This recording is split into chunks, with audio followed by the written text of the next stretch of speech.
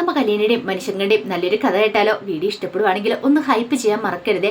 അങ്ങനെ നമ്മൾ കാണുന്ന ഒടുവിൽ അലീനെ രോഹിത്തിനെ ശുശ്രൂഷിക്കുന്ന കണ്ടു കഴിഞ്ഞപ്പോഴത്തേനും ബാലേന്ദ്രന്റെ കൃഷ്ണമുള്ളിയൊക്കെ കണ്ണു നിറഞ്ഞു വന്നു. കാരണം അവരൊന്നും പ്രതീക്ഷിച്ചിട്ടില്ല രോഹിത്തിന് ഇത്ര പെട്ടെന്ന് ഇങ്ങനൊരു മാറ്റം ഉണ്ടാവുന്ന. ഈ കാഴ്ച കണ്ടുകൊണ്ട് ഭബിത അവിടെ നിൽക്കുന്നുണ്ടായിരുന്നു. ഭബിത ഇങ്ങനെ മനസ്സിൽ ഓർക്കുകയാണ്, ശരിക്കും അലീന ചേച്ചിക്ക് എങ്ങനെ സാധിക്കുന്നു ഇതൊക്കെ?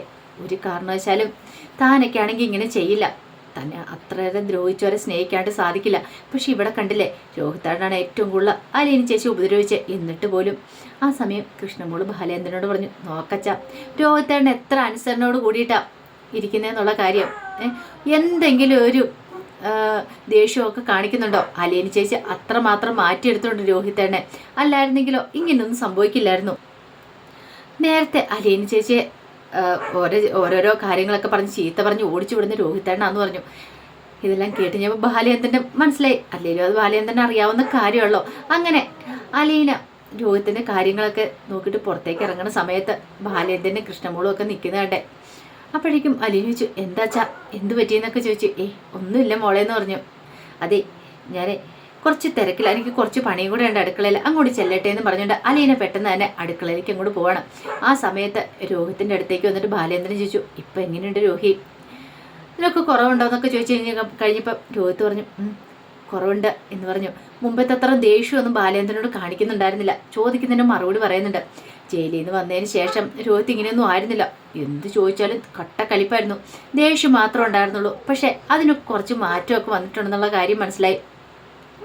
ആ സമയത്ത് ബബിതയുടെ അടുത്തേക്ക് കൃഷ്ണമോള് ചെന്നു. അപ്പോഴേക്കും ബബിത ചോദിച്ചു, അല്ല ഞാൻ ആലോചിക്കുമായിരുന്നു കൃഷ്ണനെ, എന്ത് ഇങ്ങനെ ഒരാൾക്ക് മാറാൻ പറ്റുമെന്ന് ചോദിച്ചു. എങ്ങനെ? അല്ല രോഹിത്താൻ്റെ ഈ മാറ്റവേ അത് മാറ്റിയെടുത്ത അലീന ചേച്ചി അല്ലെന്ന് ചോദിച്ചു. അതെ, ശരിക്കും പറഞ്ഞാൽ ഞാനായിരുന്നെങ്കിൽ ഒരിക്കലും ഇങ്ങനെയും ചെയ്ത് കൊടുക്കില്ല എന്ന് പറഞ്ഞു. അതെന്താ ബബിത ചേച്ചി അങ്ങനെ പറഞ്ഞേ?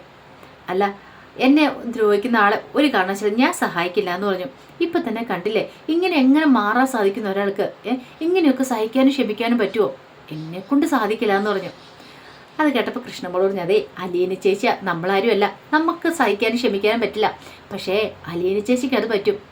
ശരണ്യെ ജീവിതത്തിലേക്ക് കൈപിടിച്ച് കൊണ്ടുവന്നല്ലേ. അപ്പം അതുപോലെ തന്നെ രോഹിത്തിനെ കൊണ്ടുവന്ന് അലീന ചേച്ചി പറഞ്ഞിട്ടുണ്ടായിരുന്നു. അതാ അലീന ചേച്ചി ചെയ്തേന്ന് പറഞ്ഞു. അപ്പോഴേക്കും ബബിത പറഞ്ഞു, ശരിക്കും അലീന ചേച്ചിയുടെ സ്ഥാനത്ത് ഞാനായിരുന്നെങ്കിൽ. ആ സമയം കൃഷ്ണമോള് പറഞ്ഞു, ഇപ്പം തന്നെ കണ്ടില്ലേ ബബിത ചേച്ചിക്ക് എന്നെ മാറ്റമില്ലേന്ന് ചോദിച്ചു. ബബിതേന് മറുപടിയൊന്നും പറഞ്ഞില്ല. കൃഷ്ണമോള് പറഞ്ഞു, ഈ കുടുംബത്തെ മുന്നോട്ട് കൊണ്ടുപോകാനായിട്ട് അലീന ചേച്ചിക്ക് സാധിക്കുമെന്ന് എനിക്ക് ഉറപ്പുണ്ട്. അച്ഛനെയും അമ്മയും തമ്മിലുള്ള ആ പ്രശ്നങ്ങളും കാര്യങ്ങളൊക്കെ തീരണമെങ്കിൽ അലീന ചേച്ചി വിചാരിക്കണം. അലീന ചേച്ചി വിചാരിച്ചിട്ടുണ്ടെങ്കിൽ ഉറപ്പായിട്ടും അതൊക്കെ മാറുമെന്ന് പറഞ്ഞു. അത് കേട്ടപ്പോൾ ബബിതയ്ക്ക് തോന്നുന്നു, ശരിയാ, ഇത്രത്തോളം വരെ കാര്യങ്ങളൊക്കെ കൊണ്ടെത്തിക്കാമെങ്കിൽ ബാക്കി കാര്യങ്ങളൊക്കെ നടപ്പാക്കാൻ പറ്റുമല്ലോ.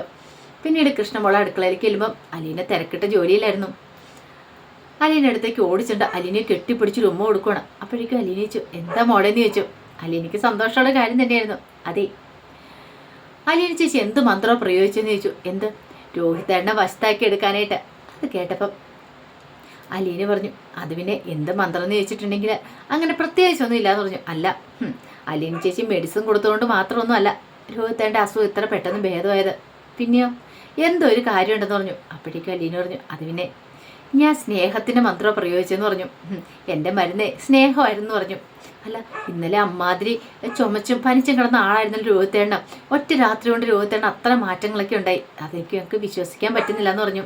അലീന പറഞ്ഞു, അതാ ഞാൻ പറഞ്ഞത്, നമ്മളൊരാൾക്ക് വയ്യാതെ നിൽക്കുമ്പോൾ മരുന്നിനേക്കാളും കൂടുതൽ അവർക്ക് പ്രയോജനം ചെയ്യുന്നൊരു കാര്യമുണ്ട്. അതാണ് സ്നേഹം. ഒത്തിരി തീരെ വയ്യാതെ നടക്കുക, മരിക്കാനായിട്ട് തുടങ്ങുന്ന ഒരാളാണെങ്കിൽ പോലും നമ്മൾ ഒരു പക്ഷേങ്കിലും രണ്ട് നല്ല വാക്ക് പറഞ്ഞ് അവരെ ആശ്വസിപ്പിക്കുകയാണെങ്കിൽ, അല്ലെങ്കിൽ ഒന്നുമില്ല നിനക്കൊന്നും സംഭവിക്കില്ല എന്നൊക്കെ പറഞ്ഞാൽ പോലും അവർ കുറച്ച് നാളും കൂടെ ചിലപ്പോൾ ജീവിച്ചിരുന്നു വരും എന്ന് പറഞ്ഞു. അത് കേട്ടപ്പോൾ അലീനയോട് കൃഷ്ണമോള് പറഞ്ഞു, ചേച്ചിക്ക് തത്വങ്ങളും കാര്യങ്ങളൊക്കെ അറിയാമല്ലേന്ന് ചോദിച്ചു. കൃഷ്ണമോളുടെ ഈ വാക്ക് കേട്ട് കഴിഞ്ഞപ്പോഴത്തേനും അലീനയ്ക്ക് ശരിക്കും ചിരിയാ വന്നേ. ശരിക്കും കൃഷ്ണമോള് പാവ ഒന്നും മനസ്സിൽ വെക്കത്തില്ല. എന്തെങ്കിലും ഉണ്ടെങ്കിലും വെട്ടി തുറന്ന് പറയും. അതിപ്പോൾ അച്ഛനോടാണെങ്കിലും ശരി, അമ്മയോടാണെങ്കിലും ശരി, ആരോടാണെങ്കിലും ശരി, എല്ലാവരോടും നല്ല സ്നേഹമാണ്. അത് അലീനയ്ക്കറിയാം. പിന്നീട് കൃഷ്ണനോട് ചോദിച്ചു, അല്ല സ്കൂളിൽ പോകണില്ലെന്ന് ചോദിച്ചു. പോകണം. എങ്കിൽ പിന്നെ ഇവിടെ നിന്നിട്ട് കാര്യമില്ല, പെട്ടെന്ന് പോയി റെഡിയാവാനൊക്കെ പറഞ്ഞു. അങ്ങനെ കൃഷ്ണമോൾ അങ്ങോട്ട് കയറിപ്പോയി.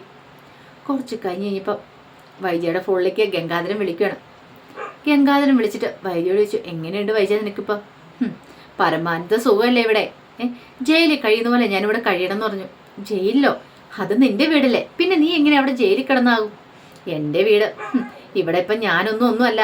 ഇവിടുത്തെ അധികാരം ഞാനല്ലല്ലോ, വൈജ അല്ലല്ലോ. വൈജ മുമ്പായിരുന്നു. ഇപ്പം അവളാണ്, ആ അലീനയാണ് ഇവിടെ അധികാരം സ്ഥാപിച്ചിരിക്കുന്നത്. അവളുടെ തണി വേണം ഞാൻ കഴിയാനായിട്ട്. എന്തൊരു ഗതികേടാന്ന് നോക്കണേ.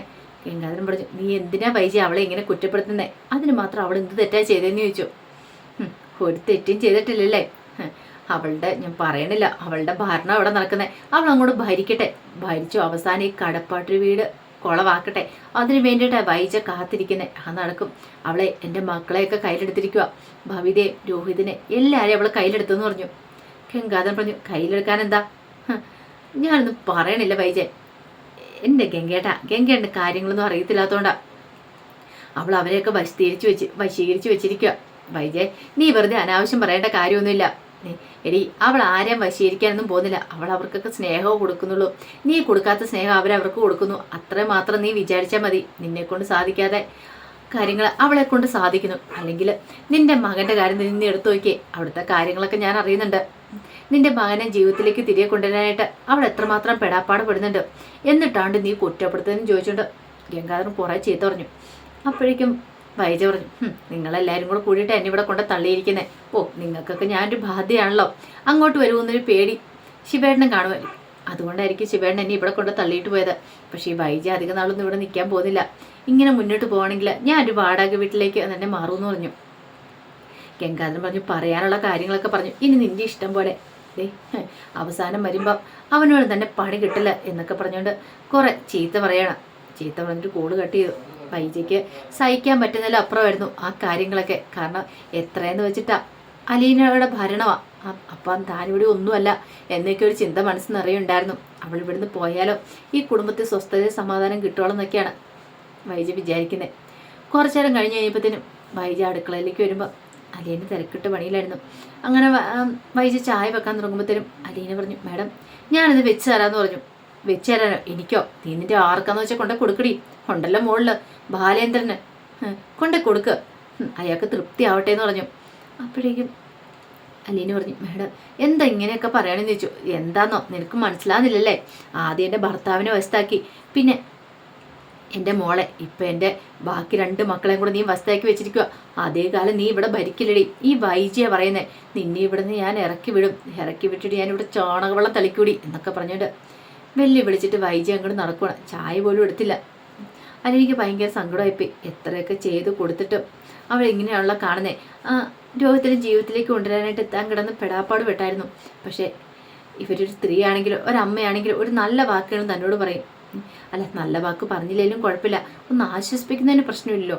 അതുപോലും ചെയ്തിട്ടില്ല. അതൊക്കെ ചിന്തിക്കാൻ പറ്റുന്നുണ്ടായിരുന്നില്ല. അലീനയ്ക്ക് വല്ലാത്തൊരു ടെൻഷനായിരുന്നു. പക്ഷേ ഒരു വശത്ത് ഓർത്ത് കഴിയുമ്പോൾ സന്തോഷമുണ്ട്. ഭാവിയിലേക്കാണല്ലോ നല്ല മാറ്റമുണ്ട്. അതുപോലെ തന്നെ രോഹിത്തിനും ഇങ്ങനെ മുന്നോട്ട് പോവുകയാണെങ്കിൽ അവരെ അധികം വൈകാതെ നേർവഴിക്ക് നടത്താൻ പറ്റുമെന്ന് അലീനയ്ക്ക് ഉറപ്പുണ്ടായിരുന്നു. അങ്ങനെ കുറേ സമയം കഴിഞ്ഞപ്പോഴത്തേനും ബബിതയുടെ അടുത്തേക്ക് അലീന എന്നു. അലീന എന്നിട്ട് ബബിതയോട് പറഞ്ഞു, അതെ ഇങ്ങനെ ഇരുന്നിട്ട് കാര്യമില്ല, കോളേജിൽ പോകാൻ തുടങ്ങണമെന്ന് പറഞ്ഞു. ബബിത ചോദിച്ചു, കോളേജിൽ പോകാനോ? അതെ, കോളേജിൽ പോകണ്ടേ? ക്ലാസ് മുടക്കിയിട്ട് കാര്യമുണ്ടോയെന്ന് ചോദിച്ചു. ഇത്ര നാൾ പോവാതിരുന്നു, അതിനൊരു കാരണം ഉണ്ടായിരുന്നു. പക്ഷെ ഇനിയിപ്പോൾ ആ കാരണമില്ല. രോഹിത്ത് തെറ്റൊന്നും ചെയ്തിട്ടില്ല, നിരപരാധിയല്ലേന്ന് ചോദിച്ചു. അത് പിന്നെ അലീന ചേച്ചി, അങ്ങനെ പോകാൻ പറ്റില്ല, എനിക്ക് നാണക്കേടാ, എല്ലാവരും എന്നെ കളിയാക്കുമെന്ന് പറഞ്ഞു. ആര് കളിയാക്കാനായിട്ട്? ആ കാര്യത്തിലൊന്നും ഒരു പേടിയും വേണ്ട എന്നൊക്കെ പറഞ്ഞ് അവളെ എങ്ങനെ ആശ്വസിപ്പിക്കുകയാണ്. കൃഷ്ണമോള് പോയത് കണ്ടോ? കൃഷ്ണമോൾക്ക് വല്ല പ്രശ്നമുണ്ടോ? ആദ്യം എല്ലാവരും ചിലപ്പോൾ ഇച്ചിരി കളിയാക്കുമായിരിക്കും, പിന്നെ അത് അവരങ്ങോട്ട് മറന്നുപോകും. അടുത്ത പ്രശ്നം കിട്ടുമ്പോൾ അവരതിൻ്റെ പിന്നാലെ പോവും. അതുകൊണ്ട് ഇനിയിപ്പോൾ ഉള്ള പഠിത്തവും കാര്യങ്ങളൊന്നും കളയണ്ടാന്ന് പറഞ്ഞു. പിന്നീട് മനുശങ്കർ കാണാനായിട്ട് വരുന്നുണ്ട്. മനുശങ്കർ വന്ന് കുറേ ഉപദേശങ്ങളൊക്കെ കൊടുക്കുന്നൊക്കെ ഉണ്ട് ബബിതയ്ക്കൊക്കെ. അപ്പോൾ അതിൻ്റെ വിശേഷങ്ങൾക്കായി നമുക്ക് എല്ലാവർക്കും കാത്തിരിക്കാം കേട്ടോ. ഒരിക്കൽ കൂടി എല്ലാവർക്കും ശുഭദിനം നേർന്നുകൊണ്ട് നിർത്തുന്നു. നന്ദി.